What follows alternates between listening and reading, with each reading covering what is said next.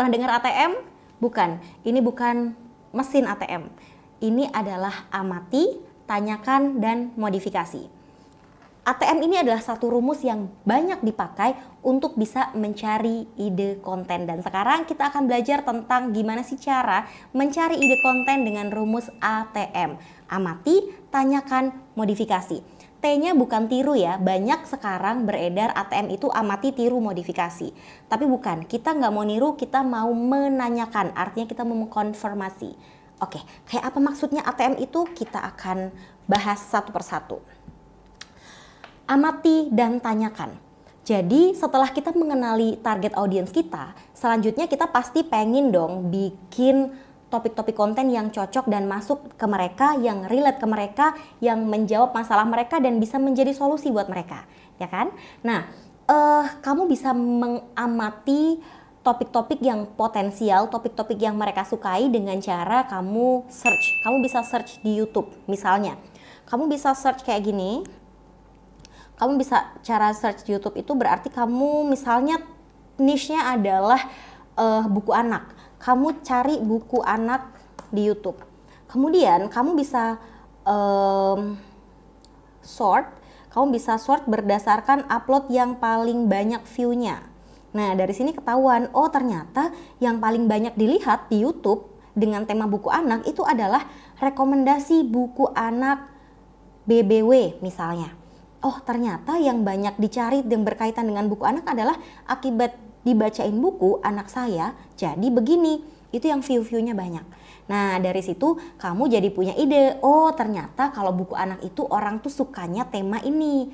Bukan buku anak apa, tapi misalnya apa akibat dibacain buku anak, apa rekomendasi buku anak versi BBW, rekomendasi versi apa gitu. Dari situ kamu bisa tahu.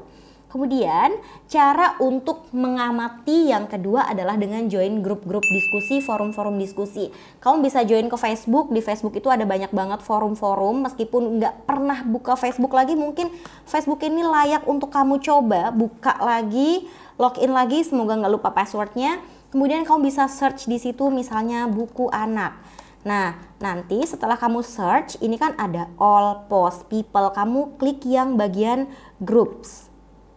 Nah, di groups ini akan muncul nih pasar buku anak-anak, jual beli buku anak murah, ilustrator buku anak, jual beli buku online dan seterusnya.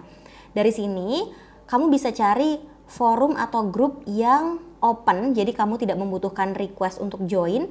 Lalu kamu bisa lihat apa sih yang orang obrolin di situ, apa sih yang rame, apa sih yang lagi hype, apa sih yang dicari orang, apa yang ditanyain orang, apa yang dikeluhin orang.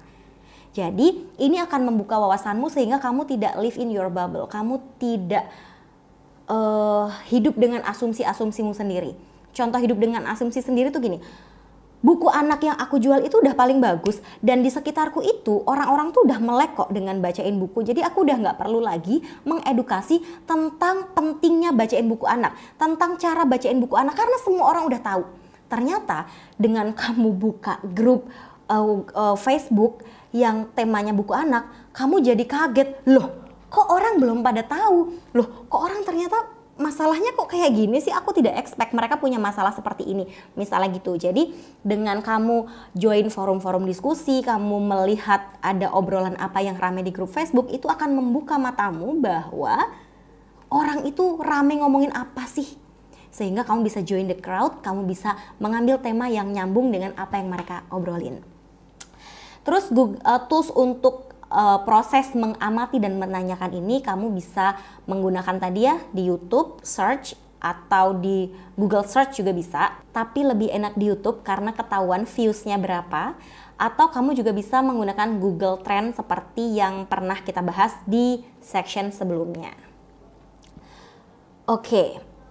Setelah kamu mengamati dan kamu mengkonfirmasi, kamu menanyakan ke orang-orang yang kamu kenal atau ke beberapa audiensmu, sekarang waktunya kamu melakukan proses M, modifikasi. Tema yang sudah kamu dapat itu, kombinasikan dengan pengalaman pribadimu. Dan ini akan menjadikan kontenmu berbeda dibandingkan konten yang lain. Misalnya, pengalaman bacain buku anak dari bayi, dari zaman masih di perut. Emang ngaruh emang ngaruh bayi di perut dibacain buku? Pengalamanku dengan pengalaman kamu pasti berbeda dong. POV-nya pasti berbeda, pembawaan ceritanya pasti berbeda karena pengalaman yang kita lalui juga berbeda. Nah, ini akan menjadi ide konten yang unik untuk akunmu. Jadi, abis ini cek ya modul PDF-nya dan mulai kerjakan tugas untuk ATM yang ada di sana. Oke, see you!